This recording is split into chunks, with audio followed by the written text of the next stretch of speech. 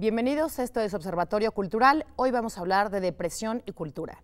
Para ello, y agradezco mucho a mis invitados que estén aquí con nosotros, está el doctor Jesús Ramírez Bermúdez. Bienvenido, Jesús, me encanta que estés aquí. Muchas gracias. Él es profesor de neuropsiquiatría del Instituto Nacional de Neurología y Neurocirugía.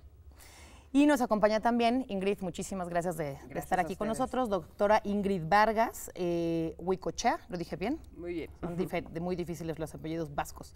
Y es académica del Departamento de Psiquiatría y Salud Mental de la Facultad de Medicina de la UNAM, en donde también haces investigación y docencia. Así es, muchas gracias. Me gustaría empezar por especificar que, como todas las ciencias, la neurología, la psiquiatría, son un discurso del saber poder, ¿sí? Son un discurso que ha definido y ha mirado un objeto muy raro y muy amplio y que ustedes estudian, que es en lo que en algún momento se llamó la locura y ahora se llama la enfermedad mental. ¿Por qué no empezamos por ahí, Jesús? Me gustaría definir un poquito cuál es la historia de la propia disciplina psiquiátrica a grandes rasgos para después entender en dónde, en ese marco, está la depresión. Mira, quizá una primera fuente que se puede citar ocurre en la medicina hipocrática. En los tratados hipocráticos aparecen ya muchos conceptos que después serán vistos como problemas de salud mental, ¿no? Aparece el problema de la melancolía, ¿no? Que Hipócrates consideraba que tenía que ver con la bilis negra. Aparece el problema de la epilepsia. Aparecen otras condiciones, la frenitis, la letargia, aparece el delirium, aparecen muchas condiciones. Entonces parece ser que muchos de estos problemas ya existían por lo menos en la Grecia varios siglos antes de Cristo y que en su momento ya había un debate también, como dices tú, entre el saber y el poder, ¿no? Por una parte, interpretaciones religiosas de esos problemas, la epilepsia era la enfermedad sagrada, la melancolía también tenía otras maneras de interpretarla desde otros puntos de vista. Por ejemplo, en la Ilíada aparece una escena donde Ajax, ¿no? el personaje que combate con Héctor y que es aliado de Aquiles, enloquece y se suicida. Pero ahí se ve muy anclado a todos los valores que tenían que ver con el honor de la guerra, etcétera, ¿no? Luego lo retoma Sófocles eso y lo discute también, ¿no? La cuestión del honor y de si una persona que se suicidó debe de ser enterrada o no con los héroes, por ejemplo, de la guerra de Troya, ¿no? Claro, estas discusiones de la ética y el honor del suicida o del loco. Pero digamos, en un término de 2000 años o más, y para acercarnos desde Grecia hasta ahora, pues hubo un antes y después con Freud, ¿no? Y el nacimiento de la clínica psiquiátrica. Yo pensaría que esa revolución se va dando muy lentamente después de la Edad Media, donde el poder que estaba sobre las personas que tienen problemas mentales, que ahora les llamaríamos problemas psiquiátricos, lo tenían los poderes eclesiásticos, la iglesia, etcétera, ¿no? Muchos eran considerados personas que tenían casos de posesión satánica y demás.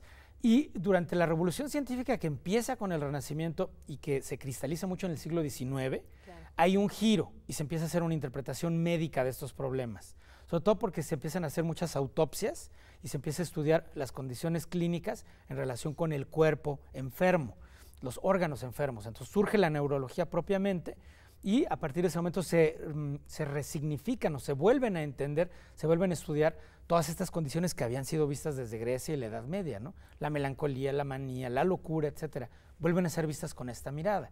Entonces, efectivamente se instaura ahora un poder médico, científico, etcétera, ¿no? Que también se forja mucho en los escenarios legales, ¿no? Con casos de homicidio y demás, ahí también se va, dice Foucault, ¿no? Se va generando mucho este lenguaje psiquiátrico. Y a ver, esta es una pregunta para ti, Ingrid. Jesús nos ha puesto en la mesa cómo hay un desarrollo de la ciencia y de los científicos por determinar científicamente un objeto que ven con esa mirada científica. Pero hay otra cosa que es la construcción cultural de la enfermedad y cómo reciben las comunidades la enfermedad y al enfermo y los medicamentos o todo lo que tiene que ver con el enfermo. ¿Cómo mirarías en el 2018, este siglo XXI, donde se dice que la depresión es la enfermedad del siglo XXI? Este es un punto bien interesante, Anel. Yo creo que desafortunadamente esta migración, ¿no?, en cuanto al conocimiento y la concepción de las enfermedades mentales no necesariamente tiene una traducción exacta en la vida cotidiana. Claro. ¿No? Entonces nos topamos con que la percepción de las enfermedades desde la comunidad y desde quienes se ven, ¿no?, de repente impactados por ellas, no ha tenido un gran cambio. con el paso del tiempo, ¿no? Es decir, si tú te sigues acercando con cualquier persona, ¿no? Si ahorita salimos a la calle y preguntamos, oiga, ¿qué es lo primero que le viene a la mente cuando yo le digo enfermedad mental? Creo que tenemos la respuesta, ¿no? ¿Cuál va a ser la respuesta inmediata? Locura. Loco, claro. ¿No? Loco. Entonces, la locura no ha desaparecido dentro del imaginario colectivo, ¿no? Sí. Es algo que sigue ahí. Y esto, por supuesto, trae de la mano un desenlace bien desafortunado. Es decir, estamos viendo que la depresión es un problema de salud pública, ¿no? Que es una realidad, que es un trastorno que impacta la vida de las personas, que genera sufrimiento, que necesita ser identificado y tratado, etcétera, ¿no? Para que disminuyamos ese malestar. Pero cuando las personas se ven afectadas por ello, van al psiquiatra, reciben el tratamiento y de repente en una de las crisis necesitan una incapacidad, ¿no? Que justifique que por un determinado tiempo no puedan presentarse a trabajar, te dicen, oye, no les puedo decir que no voy a ir a trabajar porque estoy deprimido, me van a correr. Y sí, ¿no? Los empleadores de repente dicen, está deprimido, pues es débil de carácter, ¿no? O está loco, no me sirve, se va. Esa parte sigue siendo muy complicada. Esa parte en el caso de las empresas y de los trabajos, pero en la parte familiar. Y en la parte familiar tampoco es una realidad muy diferente, ¿no? Sigue siendo, justo como lo decías ahorita, ¿no? Dice, oye, ¿sabes qué? Creo que me estoy sintiendo mal. Me parece, ¿no? Con lo que sé, que probablemente sea depresión. Voy a ir a ver al especialista. La respuesta inmediata es, oye, échale ganas, ¿no? ¿Cómo? ¿Depresión a ti? Nunca lo hubiera pensado. Tú eres fuerte, no te puede dar, ¿no? Como si esta cuestión fuera un aspecto de voluntad. Y de debilidad. Y de debilidad. En lugar de decir, bueno, pues si a ti o a mí nos puede dar un resfriado, nos puede dar diarrea, nos puede dar diabetes, también nos puede dar depresión. Claro. ¿Y cómo funciona, Jesús, para retomar lo que acaba de decir Ingrid y aterrizarlo otra vez en el modelo más científico posible? Ajá. Una persona, vamos a hablar, un joven de 20 años, de la edad que ustedes quieran, empieza a sentirse o a identificarse mal.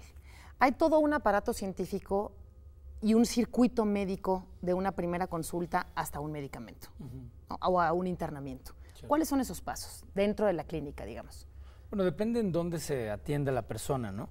A veces hay acceso directo a un especialista en la medicina privada, ¿no? También está todo el inmenso campo de la psicología clínica, las psicoterapias, etcétera, que a veces no, digamos, es un camino alternativo que a veces se conecta con la medicina y a veces no se conecta con la medicina, ¿no?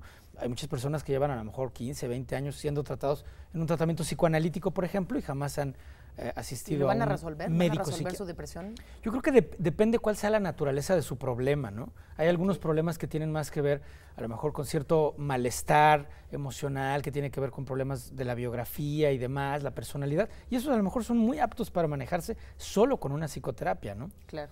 Cuando hay depresión mayor de moderada a severa, desde un punto de vista científico se puede decir que el medicamento tiene ciertas ventajas. Si la depresión es leve, el medicamento no ha demostrado una ventaja sobre placebo, por así decirlo, ¿no? ¿Qué es placebo? Pues tomar, digamos, una sustancia que es inocua, ¿no? Entonces yo diría que si alguien tiene depresión leve, probablemente no necesita un medicamento. Si tiene depresión moderada, severa, tendría una ventaja con el medicamento, lo cual tampoco quiere decir que lo tenga que tomar a fuerzas, ¿no? Es una decisión personal. Pero antes de que continúes, quiero especificar este lenguaje que tú estás usando. Sí. Una depresión leve, una depresión grave, una bipolaridad, que es un área de tu expertise. Sí. ¿Quién decide? ¿Dónde está la frontera? ¿Por qué antes hablábamos de melancolía y ahora de depresión? O sea, ¿por qué estos lenguajes nos llevan a realidades distintas? Porque no es lo mismo decir melancolía o melancólico que depresión o depresivo. Sí, es una historia muy larga, pero en síntesis, por ejemplo, si uno revisa otra vez los textos clásicos, eran muy vagas las descripciones. Parece ser que hay muchos elementos intuitivos en el diagnóstico de la depresión, igual que en la locura. O sea, la gente intuitivamente llega a ciertas conclusiones en base a ciertas maneras de pensar que también están formadas culturalmente y a lo mejor tienen ciertas características intuitivas, ¿no? Pero a partir del siglo XIX se fue formando un lenguaje clínico, a manera de ver miles de enfermos, sobre todo en los asilos, en los hospitales generales, etcétera, se fue formando un lenguaje. Y en el siglo XX, ya con la instalación de los medicamentos, el desarrollo de los medicamentos a mediados del siglo XX, se empezaron a desarrollar escalas La mayoría de los clínicas. medicamentos psiquiátricos se desarrollaron a mediados del siglo XX. A mediados del siglo XX, los medicamentos antidepresivos. El primero fue un antituberculoso, un medicamento que era para la tuberculosis, la iproniazida. Entonces se lo dieron a las personas por tuberculosis y se vio por serendipia, o sea, por casualidad, que tenía un efecto antidepresivo muy potente. Bueno, pero entonces se empezaron a desarrollar escalas clínicas que permiten medir la depresión. Yo hice hace poco un pequeño estudio en el que me di cuenta de que había más de 60 síntomas de depresión y algunas escalas miden unos, otras escalas miden otras. Se supone que hay estudios científicos fuertes, multinacionales, donde se llega a la conclusión de que ciertos síntomas son más característicos de depresión y permiten hacer el diagnóstico. Entonces, en teoría hay todo un aparato científico para llegar a esa conclusión. Pero de todas maneras, los elementos intuitivos entran mucho en juego en el diagnóstico. ¿A qué te refieres con los elementos Por intuitivos? ejemplo, los elementos intuitivos de que cuando la gente va a decir que ella tiene depresión, cuando los familiares van a decir que tiene depresión, cuando la sociedad lo va a decir. Y los propios médicos también tienen muchos elementos intuitivos. O sea, el médico no siempre está haciendo un checklist muy pormenorizado, muy analítico, donde sino toma suma en cuenta sueño más de horas de no dormir, ese tipo de alteraciones. Debería de hacerlo, pero también entran en juego estos elementos como de diagnóstico rápido. Por ejemplo, ciertos gestos, el tono de la voz, el lenguaje corporal, ciertas actitudes, ¿no? Todo eso entra en juego también en el diagnóstico de la ¿Pero crees que depresión. hay un sobrediscurso psiquiátrico? Ya sé que mi pregunta es imprudente. No, no es Te imprudente. lo pregunto. ¿Crees que hay de pronto hay, y eso lo vamos a ver en el segundo bloque con Ingrid también, pero ¿crees que hay una mirada sobre observadora de los pacientes de pronto? Esta mirada donde todo el mundo está deprimido o donde casi todo niño tiene un déficit de atención. Yo creo que sí se ha hecho con toda justicia la crítica de que hay una excesiva medicalización de la sociedad, ¿no? Medicalización de los malestares cotidianos, medicalización de nuestra vida cotidiana, ¿no? Probablemente sí hay una excesiva medicalización. Eso es cierto, en ciertas sociedades, ¿no? Porque en otros grupos culturales, en otros sectores de nuestra sociedad puede haber lo contrario. Puede haber una falta de diagnóstico médico científico, ¿no? Claro, y esto sin duda tiene que ver con esto que tú nos vas a platicar en el segundo bloque, Ingrid, que tiene que ver en cómo se recibe desde la familia, desde el colectivo, los grupos sociales y las comunidades, cómo se recibe al enfermo, al tratamiento y a esta respuesta que tú dices que también tiene que ver incluso con quien contrata y quien se ve, y quizá podríamos hablar también de los seguros médicos y de cómo omiten o no la enfermedad psiquiátrica, ¿no? Así es. Entonces, nos vamos a ir a un corte, estamos hablando de depresión y cultura, estamos platicando con Jesús Ramírez Bermúdez y con Ingrid Vargas Huicochea. No se vaya, volvemos exactamente en unos segunditos.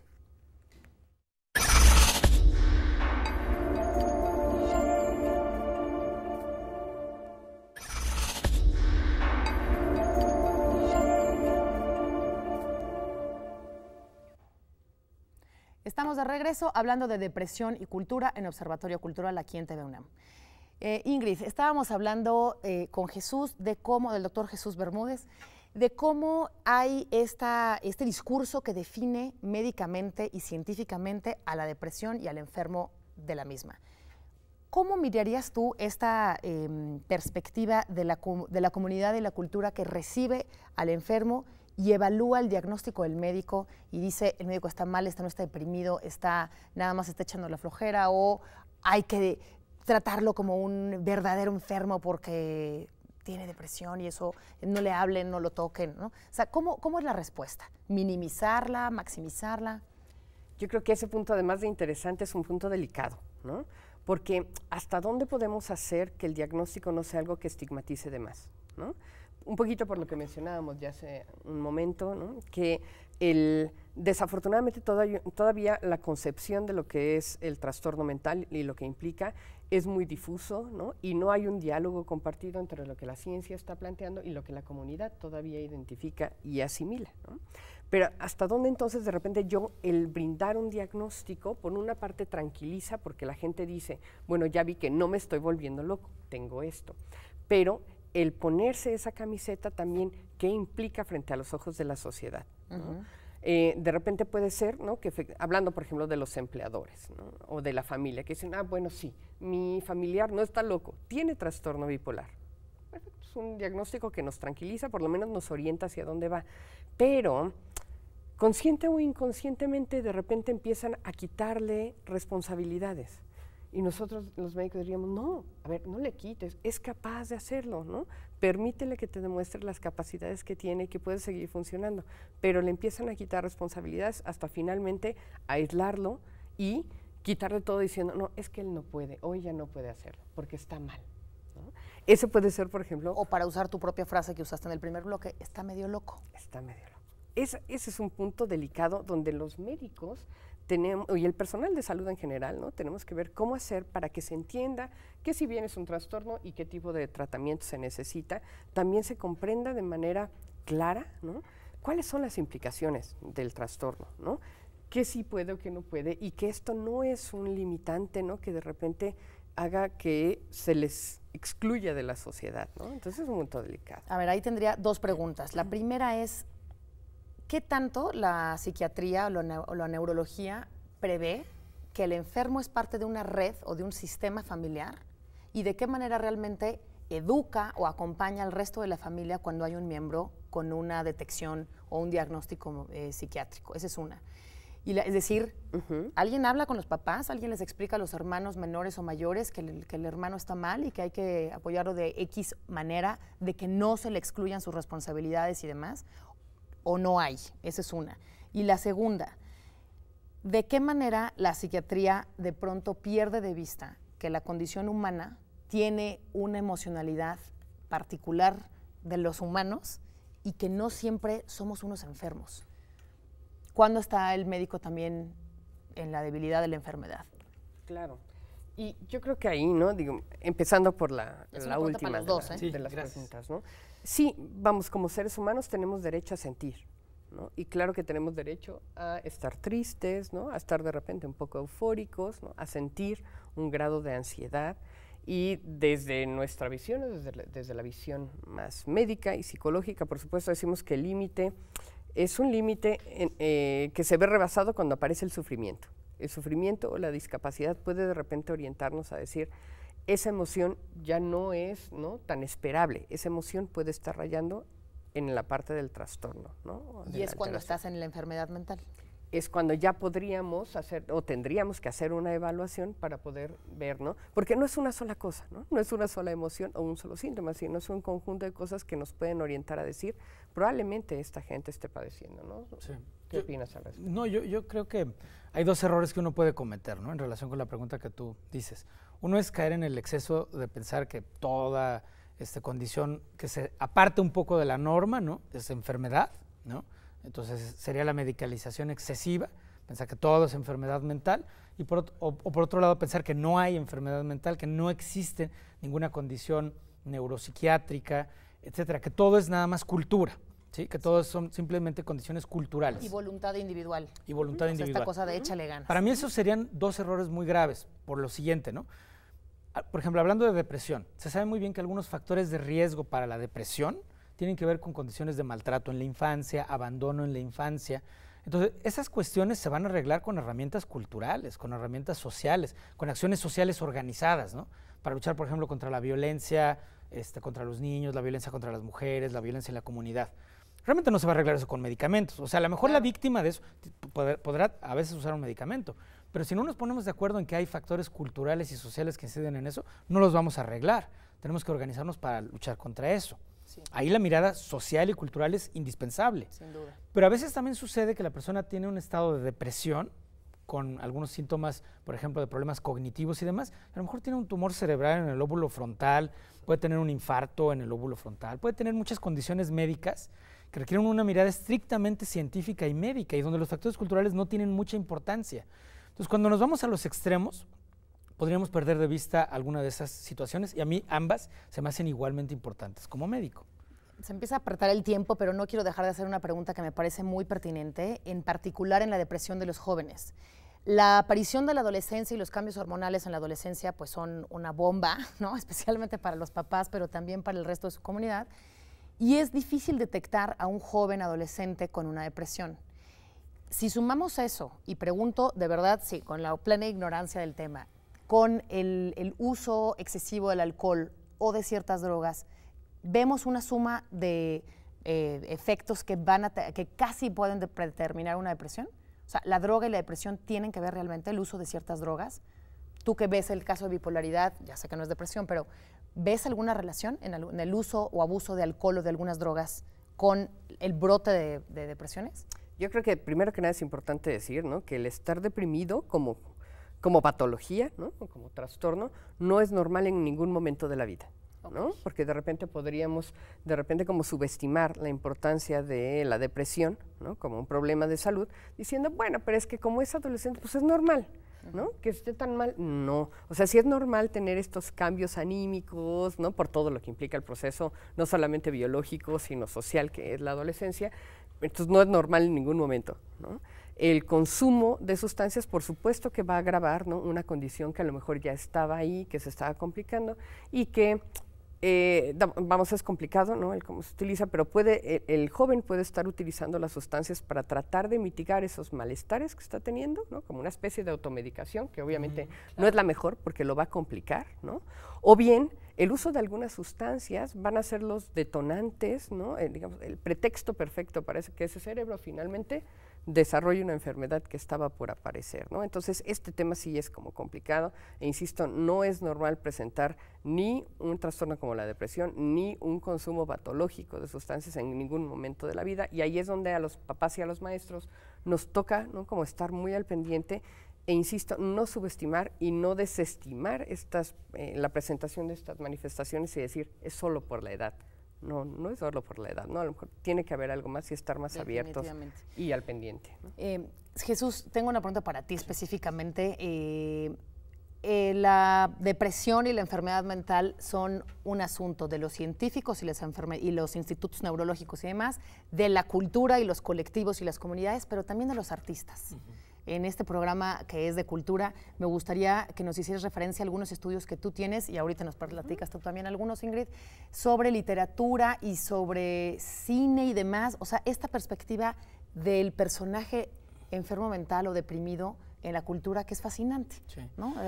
Shakespeare, la pintura, la ópera, o sea, siempre la locura es un tema súper apasionante en la cultura. Se me ocurren dos cosas. Uno, lo que habíamos platicado, que incluso en la antigua Grecia se detectó ese problema, porque Aristóteles se refería en un texto que se llama El Problema 30, él se pregunta que por qué todas las personas de excepción, ya sea en el campo de la política, las artes, las ciencias, son melancólicos, decía Aristóteles. Entonces, él ya veía esa relación. Eso lo retoma mucho Roger Bartra en su libro que se llama Melancolía y Cultura, sí, y estudia mucho esa relación entre la creatividad y la melancolía. Desde el punto de vista científico ha sido investigado, por ejemplo, Kay Jamieson, una investigadora de Canadá y británica, ha investigado mucho la relación entre la creatividad y el trastorno bipolar. Y una investigadora de Estados Unidos, que se llama Nancy Andreasen, estudió mucho la relación entre la creatividad artística, en particular en la literatura, y las enfermedades mentales. Al principio ya pensaba que en relación con la esquizofrenia, porque ha habido casos, por ejemplo, la hija de James Joyce tenía esquizofrenia, fue atendida por Carl Jung, el famoso psiquiatra. Claro. La hija de Albert Einstein también tuvo esquizofrenia. Entonces Nancy Andreasen pensaba que había una relación genética entre esas dos condiciones, pero al final encontró que más bien la relación no era tanto una relación genética, sino que parecía haber una relación genética entre el trastorno bipolar y la creatividad artística. Y con respecto a la esquizofrenia, lo que hay es otro tipo de parentesco. Un caso muy interesante de eso, ya con eso termino mi comentario, es el de David Bowie. David Bowie tenía un hermano que tenía esquizofrenia, y Bowie vivió con mucha culpa todo eso, porque el hermano tenía que vivir en un hospital psiquiátrico, tuvo algunos intentos de suicidio dramático, quemando la casa, etcétera, ¿no?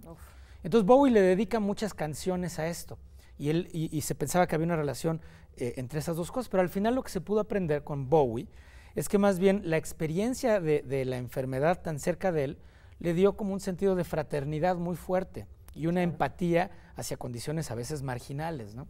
De acuerdo.